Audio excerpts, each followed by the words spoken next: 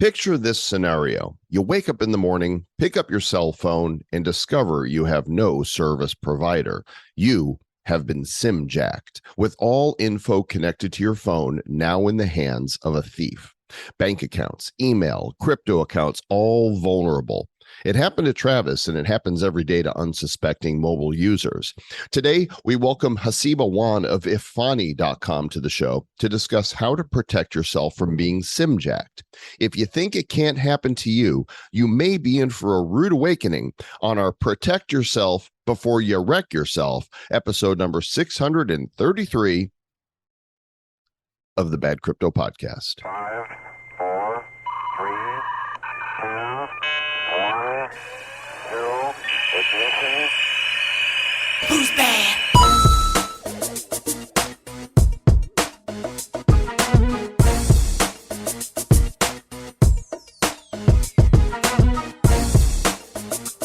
Hiya, welcome to the Bad Crypto Podcast, the show for the crypto curious, the crypto serious. I'm Joel Comm, that's Travis Wright. We are the blockchain blockheads, the crypto clowns, the DeFi doofy, the nifty nerds. Nice. I forgot to check myself. Yeah, now you're wrecked. Oh man, I wrecked myself? You wrecked yourself. They have it in my crypto portfolio too. Yeah, you need to go change your depends. You're so wrecked, you pooped your pants. Oh man, that's super wrecked. That's like beyond. What happens if you can't depend on your depends? Like then you're, as they say, in deep shit. You need to change your depends. If you don't know how to change your depends, you need to get a new person to help you. I crack myself up. I do. That's good. Welcome to the show. This is our last show before we take a break, but it doesn't mean we're going away. More on that coming soon. This show is really important though, gang. Really important, especially if you use a mainstream mobile carrier. If you're in the United States, that could be Verizon, T-Mobile, AT&T, Sprint, which is now I think part of T-Mobile. If you're in Europe, it could be Orange or any other number of carriers. The odds are the vast majority of you are using phones that have swappable SIM cards, and that means you are at risk. Hey, Joel, if you listen to this, the teaser here, Joel says, "What happens when you wake up in the morning and discover you have no phone service?" I went to bed and my phone was acting weird the next day. Then I reread those texts from T-Mobile, and then I realized, oh no, I have been SIM swapped. What happens when you have no phone number? Mm-hmm. Right? You can't call anyone. So how do you call T-Mobile? So I had to use Skype to call T-Mobile. You step outside and you yell support, right, and see if anybody comes to your rescue. Sky. That's what I did. I screamed to the sky. I yelled people to get off my lawn. None of it worked. Karen, good job. Well, more about that story and what you guys can do to make sure this doesn't happen to you. Let's get to our interview with Haseeb Awan. That sound in the background is not Travis's stream. That is unstoppable. He's not in the restroom. I really got to pee, you guys. That is the sound of his pool doing streaming things as we are hanging out poolside at the Travilla on another beautiful, somewhat breezy day in Puerto Rico. At the table. We're at the table. You can hear it. This is what it sounds like. It's not breezy. It's that we have fans going. There's a breeze. That makes it breezy. And our guest today is the CEO of Efani.com, and the sound you hear is his son, who is hanging out poolside trying to get dad's attention.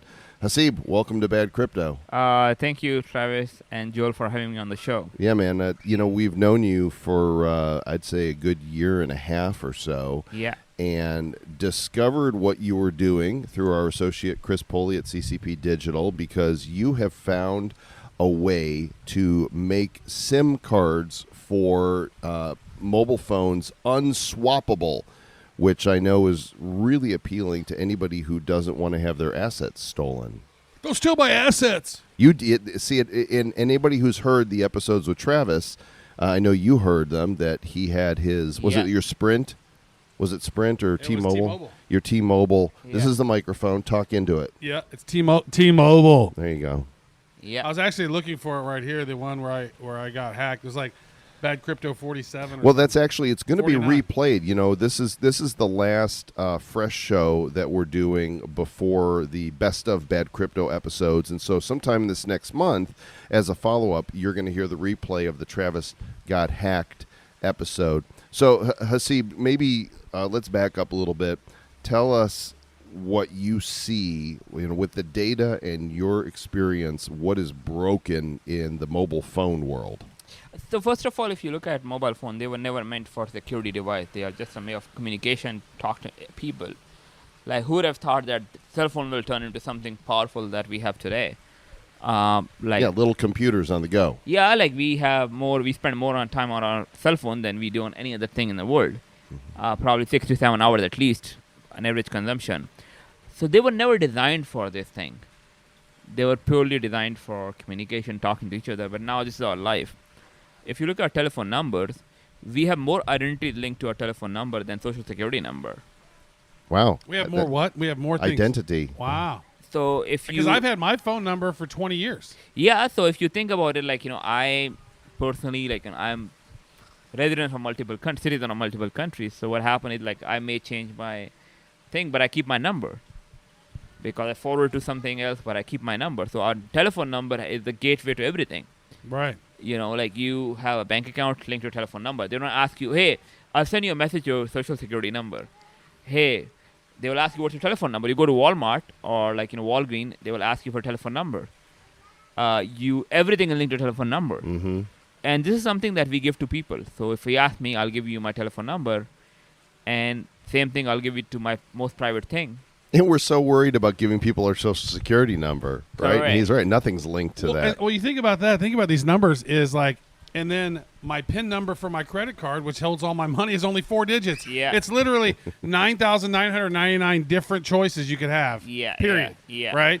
10,000 if you're doing all zeros, but nobody who has that. Yeah. So that's one thing that's really crazy. Actually, I was watching this guy on Gaia television the other day. His name's Jordan Maxwell.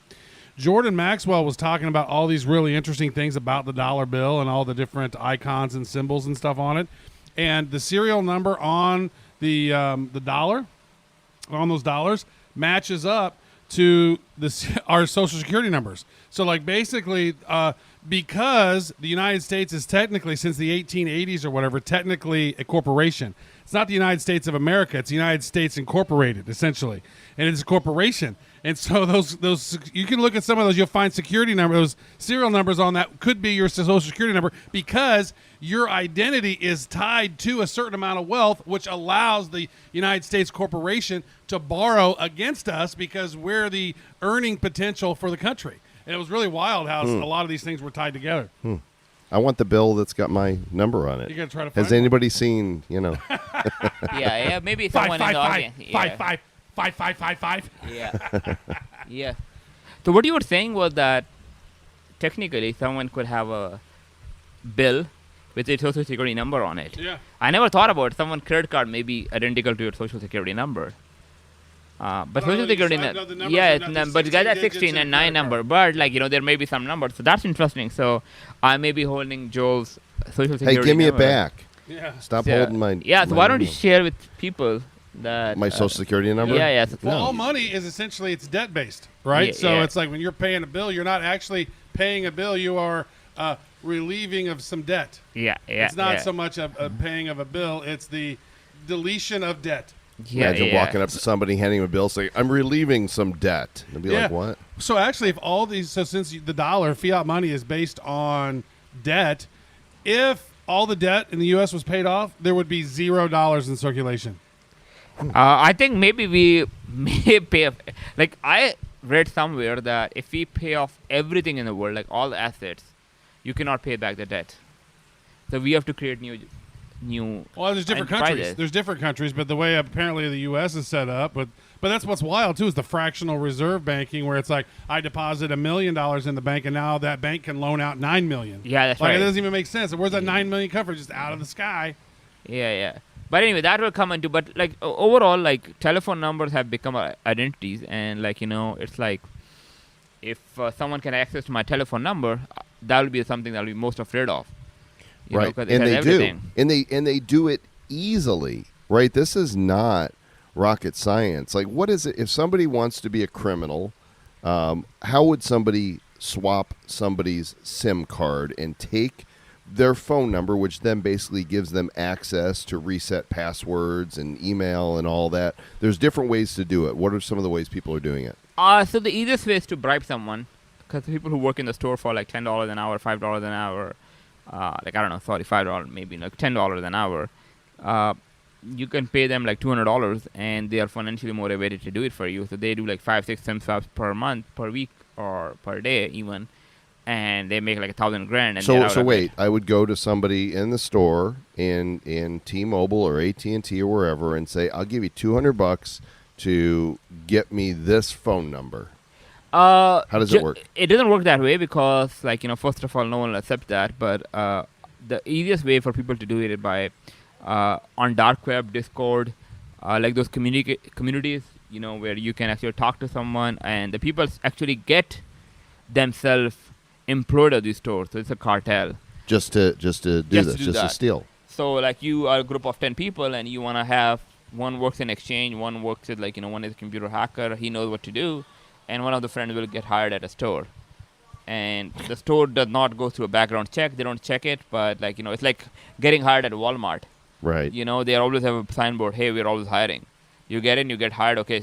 And the guy who just got hired is now in charge of someone's data. That's crazy. It is crazy. So one of the most famous SIM swaps of all time was when a guy named Travis got hacked on bad crypto. Actually, no, that's not the one. Michael Terpin is probably the famous one, right? And so at one point, apparently he had $20-something million sort of taken from him. I'm actually reading the story right now. In crypto, right? In Bitcoin? In crypto, yeah. At least 100 Bitcoin. Okay. Which is over $20 million at this point, right? And a bunch of other money. And the dude basically got out. The dude who did it basically got a slap on the hand because he used a buddy's Binance account and some other stuff. And then I saw the court case got thrown out. So it's really hard to even get some judges to understand the implications of how dangerous this can be for people. And the challenge with a lot of those cases is that, first of all, it's very hard to prove who did it. Second thing is recovering the money. Like you can say, like kid can say, oh, I lost all the money. Like, how do you recover the money? Obviously impossible. Yeah. And then you rot in jail. Sorry. Yeah, but you go into jail, and because you're a kid, you are under 18 or innocent, whatever the rules are, you basically don't get their prison time.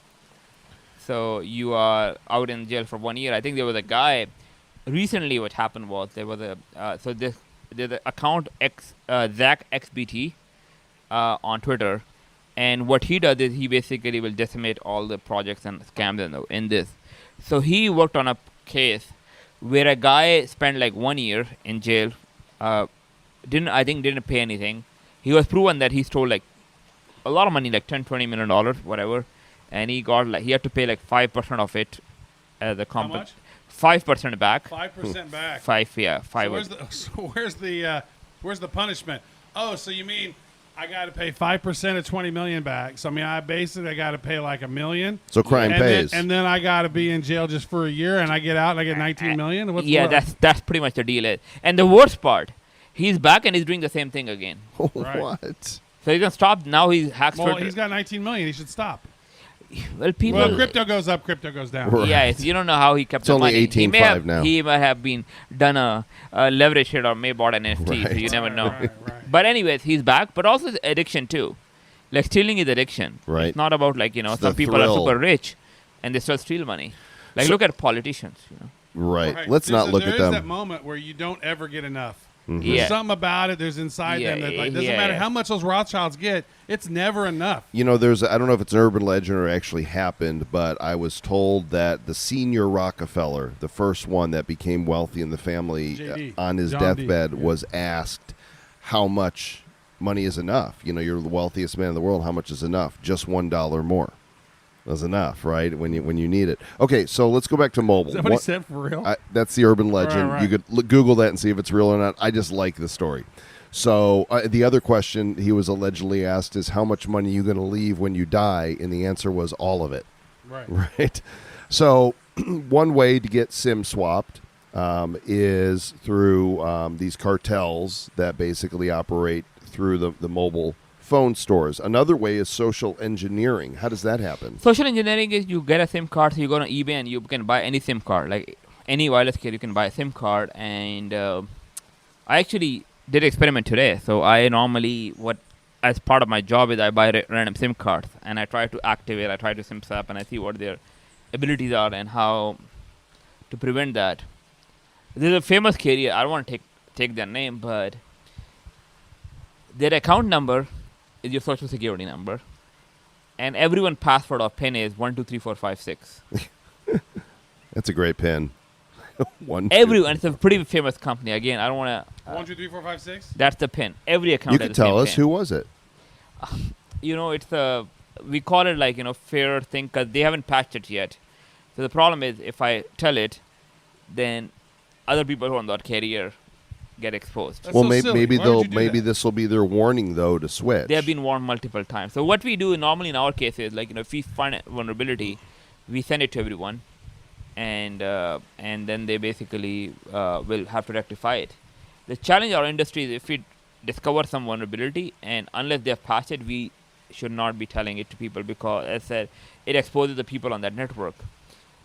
But check what your SIM card is, and I tell everyone, why don't you pretend to be yourself and see how easy it is to get past the verification?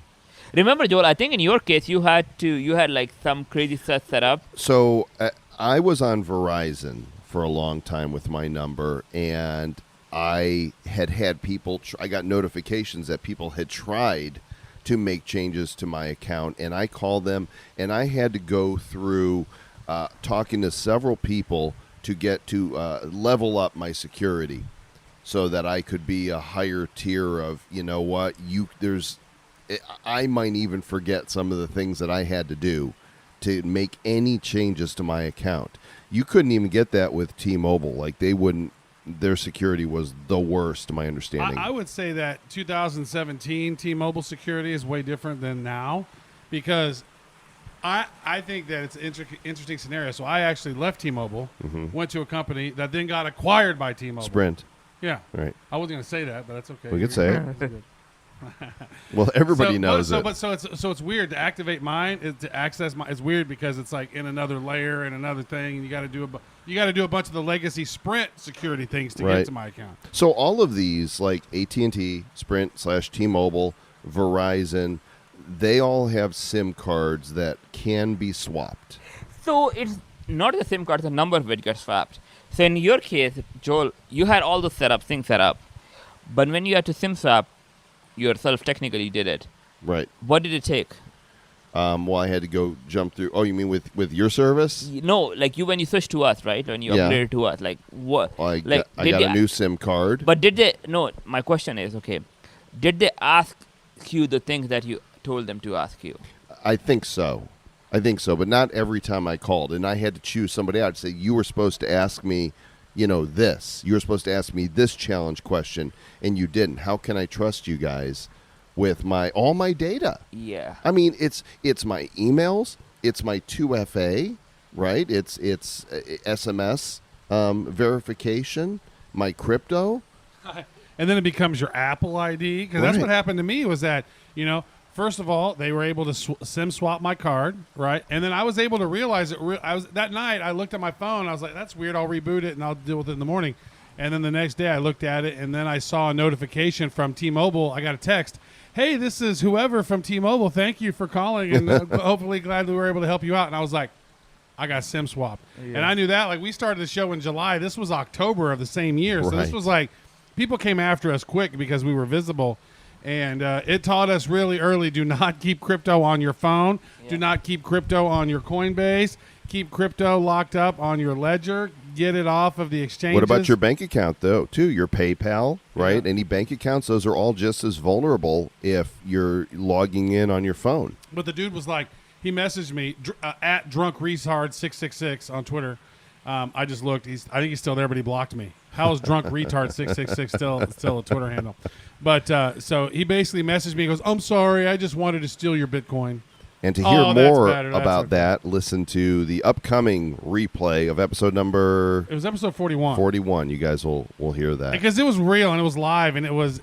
while it was happening. Yeah. And so, and then I think there's an update in there too, as like, here's what happened. I as an think so, update. yeah. And there are dark webs too, right? Like, you go on dark web and there are websites which offer this service. SIM swapping as a service, where for the betterment of, for lack of a better word, like, they have this official service of, we'll SIM swap anyone for you. They do location tracking. They also sell call logs. So you can buy someone call logs, you can buy someone location, and you can SIM swap someone. That would be nice. But the thing was on this one is that I had my Apple on. I had my Find My iPhone turned on my account. Yeah. So once he got my phone number, then he was able to switch out my Gmail. Then he was able to swap out my Twitter account and able to swap. So then he got access to my Google Drive and my photos. Then he was access my Apple ID. Yeah. Once he had my Apple ID, he logged in with his phone with my Apple ID, and that's when I could see where he was located at. Right there in Worth, Illinois, I could see exactly where he was right now. I could go knock on his door. I contact the police. I contact the FBI. Nobody cares. They're like, No one whatever. cares, It's no big deal. It doesn't affect us. But it should. There should be some sort of division. It's like, I just been SIM swapped. Go check this dude because he's probably stealing crypto. So there is like something called React in San Jose, Department of FBI. The only challenge is they don't get activated unless the theft is above $500,000. Right. So So if anytime they steal anything under $500,000, it's so no big you deal. can, but it's in California. I think there's a limit of, you can go to a store and I think steal like 1,000 worth of thing and there's no case for it. Right. So you can't even file a report for that. That's why Walgreens and CVS in San Francisco yeah, are shitholes. Yeah. So literally, if you want to buy something under $1,000 and you don't want to pay for it, you can just steal it and no one can even file any complaint. They're for going to it. shut down. They're just going to leave those cities. And then people are going to complain that they got no Walgreens or CVS. It's like, yeah, because you let people come in and steal our stuff. We're not doing business That's why here. everything's now behind glass. You gotta Everything. literally scan it and then go up to the front and then go back and retrieve it. Everything for you. So should just be a drive-through now, right? Eventually, they're just going to have to close the stores and say, what do you want? And you go through the window and I get it. will much appreciate that, just for the sake of. It's that all you going to be don't like have to spend Instacart. time. Right, Yeah. right. Okay, so y'all listening right now, you need to listen real closely. And because if you are on a mainstream carrier and your SIM card can be swapped, your email, your bank information, your crypto, your vulnerable data, it is all at risk. And don't think that it can't happen to you. And so Haseeb has started a service that is now got quite a few customers called Efani, EFANI, and this is an unswappable SIM. Is that right? That's correct. So if something happens, nothing has happened so far. We also have $5 million insurance policy. So on your case, when any other carrier SIM swaps you, they say sorry to let you go. In our case, we have an insurance policy which protects you if something goes wrong. Okay, I have an iPhone, and about a year ago I signed up for your service, and you sent me a SIM card, and I swapped it. So how is my phone safe now from anybody else wanting to So grab walk my into a SIM? store and say, I'm this customer, and I want to look into that account, and they will say these SIM cards are, not accessible. These are different SIM cards. For easy terminal, it's like a firewall on top of your SIM card. We run on existing networks. The magic happens on, how do we do our procedures and everything, which means that generally, if you look at any major carrier, because of the sheer size of it, they outsource their services to multiple countries, multiple employees, multiple contractors, and all of them have access to that. If you ask like AT&T CISO right now, well, how many people have access to how many things? He would not even have an idea about. And you can become the reseller by paying like $5,000, $10,000, something like that.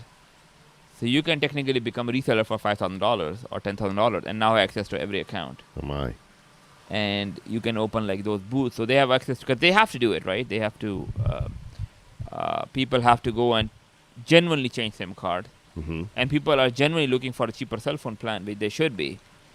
So You're saying that my card is unswappable though because no carrier would know what to do with it? Is that correct. So they have no access to that. So anytime they put in, they can't find it. You're not their client. What if he wanted to switch from that to another service, though? So he has to contact our service and he has to go through a procedure which also involves you walking to a lawyer office or like going some kind of serious authentication. If you can get past our So wait a system, second. So it's kind of like Hotel California. I didn't watch, but like think about it, like you are passing through immigration. Right. So we have to verify or selling a house. If someone can actually get past our thing, he can probably get past the immigration through your passport. Walk across the border, just like Yeah. that. So what that means that the weak spot is the human element. So what's to say that someday there's not a bad actor at your company? In our company, the challenge is, the interesting part is that it's not, so yes, you can always collude between multiple people. What we have done is that we have multiple people, it's like a multi-signature wallet. Okay. We have multiple people who have access to, who in order to do something, they have to ask permission, they have to go through multiple step of procedures. So one person there can't Correct. So collude unless you and- convince like a group of people who you don't have access to, and they don't know each other sometime too, right. and It's decentralized to a yeah, little bit kind of then. that. So you have to make sure that multiple people are colluding with you, and then so taking care of it. But the way we are building it in a way that even if a person want to collude it, they cannot collude it. Well, so I feel very safe with this plan, and I'm having the same service, right? I've got unlimited talk time, unlimited data, texting. I've got international roaming on my Yeah. phone. I've got 5G on it, but you don't have your own towers. So how does that work? How do I get global coverage if there's no Efani towers out there? So it's like leasing thing, right? Like not everyone have. If you go to like Italy or Singapore, you have contract with those companies for international roaming. In our case, we have domestic roaming contracts where we just roam onto different networks, and we just say, which carrier do you want? Because technically in the US, there's only 3 carriers: AT&T, T-Mobile, and Verizon, and the dish is coming up. So you have to basically pay them per usage. So whenever you use a service, we just pay you on your behalf. Yeah, I mean, I don't know what tower I'm connected to right now here in Puerto Rico, but I'm using somebody's cell Yeah. tower. But what about this? So say, for example, I may be going to Europe, or Joe might be going to Europe or Asia or South America or Africa or whatever. What happens in those? Because I know in those scenarios, normally it will connect to one of the things and will give me 2G or whatever, 3G. No, so it depends on the carrier. Roaming charges become ridiculously expensive. So I'll give you a cost of, like, think about Verizon. Let's pick it up. Verizon have a tower, so they can give you unlimited data because they have already spent the cost. So their marginal cost is not a lot. But if they go to like Dubai is a general example where we were dealing with a client, and the per data cost was almost like $70 per gigabyte. $70 per gigabyte. Yeah, Pick 'em up. There are some African countries where the gigabyte costs like $1,000. I know Djibouti have $1,000 A gigabit connection. $1,000, Wow. right? So generally what happens is that carriers do not want to pay that, but they still want. So they will put you on 2G. And they will put you on 2G as in you cannot watch Netflix, so what's the worst can happen? You can probably just use like maybe... You can iMessage, you can WhatsApp. yeah, so those things do not cost. So they may rack up like $50 per day in bill. So it's up to carrier. In our case, what we do is we normally pay the highest. So we pay a premium because service is slightly expensive. So we pay a premium and we just say, hey, it's $10 per day, and you can pretty much with any country in the world. Really? Yeah, and use. So that is a nice level of service. Yeah. So we pay a premium. Like every carrier offer that. Like I think if you go on Verizon, AT&T, T-Mobile, they will offer it too, but they don't offer it to general consumers. So a lot of people don't know. Like every carrier have prioritization, and every carrier have like the first class, economy, premium plus, or business class. So if you are like on a family plan, you are like on a lower priority. If you are like on a, like a postpaid plan where you have, corporate plan, they normally have a higher priority. Government has the highest priority. So depending on which level you are, it depends on your speed and which country are you traveling to. So if you have one of those cheaper plans, which is global unlimited roaming, they will lose money on that. Like how can they give it for $35 unlimited roaming? It's not possible. They just give you minimal, So you can check email, do WhatsApp or Well, something. if I'm international and I got to pay $10 for unlimited, that's worth it for me. That's- I don't got to go to some No. swim place. I don't got to Yeah. swap something locally. Now I do have the type of phone that has 2 SIM cards, so I Yeah. can put in a multiple SIM card in there. Yeah, so that eSIM is a very good technology that actually will disrupt a lot of technology, and I am happy to talk about how telecom will work in the future because, but yet eSIM is something that will change a lot of things because you can actually switch between multiple SIM cards. You can say install eSIM, that's encrypted, right? electronic SIM card. Okay. So all the new phone cards have electronic SIM card that you can scan a QR code, and it's done. Oh, So that's coming. Every new phone is now. so you don't coming. need a physical. You don't need a physical SIM card. You know, Joel, we should get Thomas Carter and him to have a conversation about that because of the IMEIs and all the unique stuff. I'd like to see how he could poke holes in that. Yeah, We, sure. we got a guy we want to connect you to have. Maybe we even record it as a potential roundtable thing. Yeah. Sure. So I think happy to talk to anyone live, offline. But this is what's happening in the industry because if you use the data is the biggest thing. So I'll give you very interesting facts that people don't know about it. So like think about you go to Italy, and now you are an AT&T SIM card. So AT&T may not have a better agreement with Telecom Italia, but maybe Deutsche Telekom have a better agreement.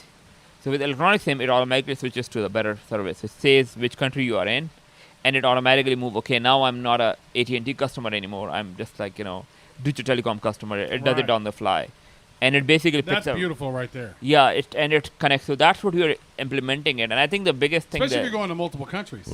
yeah. So I was in 10 countries in the last maybe 6 months, and we tested some of the technology, and where we are able to switch to multiple countries. But I've had so many problems with that too. It's like if I go to Ukraine or Yeah. if I'm going to someplace in Europe and it's like, meh, 2G. Oh, welcome to Spain. You get Yeah. unlimited 2G. I'm like, Yeah. this is Gee, shitty. thanks. Yeah. Yeah. So this is what's happening in the world, like how you'll be able to, the phone will automatically be able to swap SIM card, and basically based on that you can pick up SIM card that works the best for you and the best rate plans. Okay, so I signed up a year ago. This is going to sound a little bit like a commercial to you guys, but just full transparency. Travis has not swapped out yet because you had some issues with your daughter being on your account, but I think you're probably persuaded now that you need to swap out your SIMs. Is that accurate? Don't you speak for me, Joel Comm. Is that accurate? I don't know. Maybe. It's mostly accurate. So we're going to encourage you guys to do this as well, and it's $99 a phone line, a 60-day, 100% money-back guarantee, encrypted SIM card included, 24/7 customer support, and no contracts. This, to me, it's a no-brainer. The moment I found out that I could do this, no-brainer. I'm going to put you on the spot, though, friend. What can you do for bad crypto listeners that want to sign up that they can't get just going to the website? So on website, I think it takes 60 days. We can give them 90 days checkout. So they check out a service for 90 days, and if they don't like it, other than that, we can just probably give them a month free. Okay, now I'm liking the sound of Okay, that. How about the first month free? Does that sound like a good deal? Yeah, we can do that. Okay, because it's Efani.com, how will you know that they're a bad crypto person? That's a good question. I think we can probably set up a unique page for you, maybe Efani.com/bad crypto. Okay. I haven't done it yet, right? Here, let's So- do this. I'm going to give you guys a Badco link, and that way we'll point it to wherever it needs to go. Yeah. Badco.in/swap. Okay? I'm just going to say swap because it's easier to spell than Efani. SWAP. Badco.in/swap, and that will go to whatever special page and offer. Yeah. We've got 90-day money-back guarantee and the first month free to make the switch. And we, look, we don't charge you guys to listen to the show. We're going to get a little bit of a kickback when you sign up, and hopefully you're okay with that because we're helping you protect your crypto. And also check out our reviews too, right? People can go online, go on Twitter, find out about us, and we are what people are saying about us. Yeah. To be honest. Well, I'm telling you what I say. I'm not worried about my SIM card being swapped anymore. Yeah. You can't do it. Sir Lord Travis, any further questions, Your Honor? I just want to say that, if you have been in the crypto game for a while, probably a good idea to look at something like this, because you getting your shit SIM swapped is no good. No, because I'm like, go ahead and SIM swap me, whatever. I don't have any crypto attached to any of that shit anymore. I've already learned my lesson. but a lot of people do. Right, a lot of people Do you have your bank account attached to your? They can't access my. No, it's not. It's through a different email address. Can they? Okay, so like somebody could steal your phone and they're not going to get anything out of you. It's on a weird email address that nobody knows. They're going to get into your Pornhub account though. That's okay. They will be pleased to see that. But we'll see lots of corn. No, but Cornholio. But the one thing that you can do, like, we have a number scan on our website. I'll give a link to your listeners, and then they can put their telephone number, and we can tell them how secure their telephone number is based on the information. Wait, how do I do that? So I think right now, can you click on Efani, search for Efani number scan. I don't know if that's public or not, but why don't you try it? Just if I search for it? Yeah, try Google.com. Google. We pause briefly to go to the page./They've got a new website that's coming up. Can I put a link to this in the show notes? You can do Okay, that. so you guys can go into the show notes at badco.in/632, and we will have a link to this page where you can check out your cell phone. And we're not going to tell you what Travis has said, but it said, "Get a funny, dude." Yeah, my threat score is so low, but my credit score is a little bit higher still. Okay, that's good.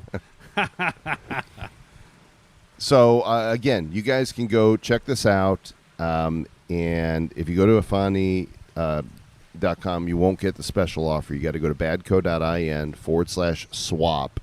And then you'll be able to get 90-day guarantee on it and your first month free. Dude, I'm grateful that I found the service, because I really do sleep easier knowing that overnight I'm not going to wake up and my phone's not going to be in my possession. Certainly, it's always like, what's better than having a peace of mind? Because personally, when it was happening to me, it caused a lot of mental issues, right? Because you cannot do anything. Like, you go and go for camping, you are in swimming pool, and you're looking at your phone because not being SIM swapped and everything. Well, let me ask you this. I got to say, say I have a high SIM swap score. It says, oh, shit, you better fix your SIM. And then you go to Efani. It's still going to give you that high score probably, right? Because it can still access everything they could access before. It's just a little different now. So there your score won't change. Yeah, score will increase. But this is like our score. So the way we look at it, like, how likely are you getting SIM swapped and how likely would you get SIM swapped? There are two things, right? Like, one is, okay, how likely someone will come and attack you, and how likely are you going to survive? You'll survive attack. Your score may be high. People may try out for you, but you don't have to worry about it. Makes So, sense. like, there are two things about privacy and security. Like, everyone knows who Bill Gates is, but you cannot go to him. He's an alien. Right, so you can probably find his address somewhere, but it's impossible to get to him. I'm not an alien. Yeah, I mean, my score is still in the red zone, but Yeah. I'm with you guys now. That's because it was associated with the old services. So the way we look at it, like, the way we look at score is that, okay, how much information available on you, which zip codes you live in, what's your probably income level, and how likely are you getting SIM swapped, and how many breaches are you in. Like, if you are in one of the famous crypto breaches, your scores are much lower, because people know you have crypto, and you live in like XYZ zip code, which is rich zip code, and we have everything information available. So yes, the people should come and swap you. Like, they shouldn't do that, but I'm just saying that you become easy target. Don't swap me, bro. Don't swap me and don't tase me. Haseeb, man, really glad, by the way, that you're living on the island now. Welcome to Puerto Rico. Thank you. Yeah, and we welcome you and your family, and your son's been so good over there watching Netflix or whatever he's on. He liked the pool for a little while. He liked the pool until we had to pause because it looked like he was not swimming Not in enjoying the it. pool as much. Yeah, he'll go again. Haseeb Awan, Haseeb Awan, Haseeb Awan, Haseeb Awan, Haseeb Awan, Haseeb Awan, Haseeb Awan, Haseeb Awan. Haseeb Awan. He's going to appreciate that. So there you go, gang. That's the deal. Again, this is an affiliate deal for us. We are under contract with Efani.com, and if you make the switch and take advantage of the bad crypto deal, guess what? You're supporting this show as well. You get paid.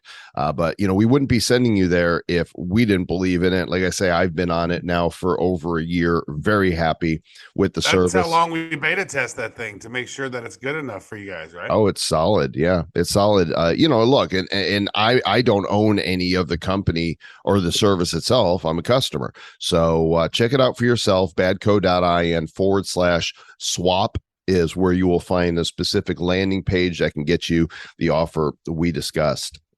Trav. Dude, Michael Terpin got hacked. I got hacked, which I'm a little fry. A lot of people are getting hacked. If that's the case and you're concerned about that, move your family over. I've seen you. You're not little. I've seen you in person. You're not little. Okay. You said you were a little fry.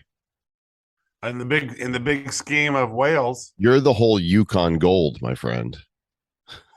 You don't know what to say, do you? You're getting there. You're welcome.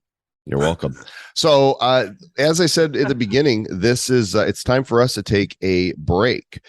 In the more than 5 years of doing the show, I don't think we've ever taken more than a week off of of recording. Not officially. Yeah. Yeah. And that was just because we've done as many as 4. In some weeks, adding up bad crypto plus the Nifty show, and then there was sometimes where you were doing Nifty shows every day, right? Yeah. So it's like, take a break. Yeah, we're taking a break. So for the next month, we are going to be taking a break. No new recordings. However, we thought, you know what? This is a great opportunity to go through the archives and pull together a best of bad crypto episodes that are so good that you may have missed them. And if you missed them, you're going to be really glad that we've curated for them for you to hear them over the next month. And if you've heard them, revisiting them is going to be really interesting, because when you put the timestamp, on when these were recorded and what was said, and you look, at what's happening now, you're going to discover that they are incredibly relevant today. And so they're going to be coming up here over the next month. I think the next 9 episodes are going to be best of bad crypto. We've got some great surprises in here for you. Yeah, it's really exciting. It's an interesting component. Going back through here, figuring out which one of these episodes would be most relevant for you guys to listen to. And so you guys are going to enjoy them. And each one, we're going to do a little hello at the beginning, and then what are we going to let it just sail at the end? We're just going to let it go. We're going to let the original stay bad, stay bad. We're going to let the original stay bad, stay bad.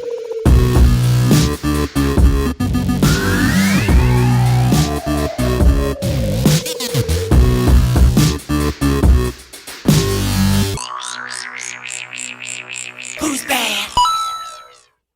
The Bad Crypto Podcast is a production of Bad Crypto LLC. The content of the show, the videos, and the website is provided for educational, informational, and entertainment purposes only. It's not intended to be and does not constitute financial, investment, or trading advice of any kind. You shouldn't make any decisions as to finances, investing, trading, or anything else based on this information without undertaking independent due diligence and consultation with a professional financial advisor.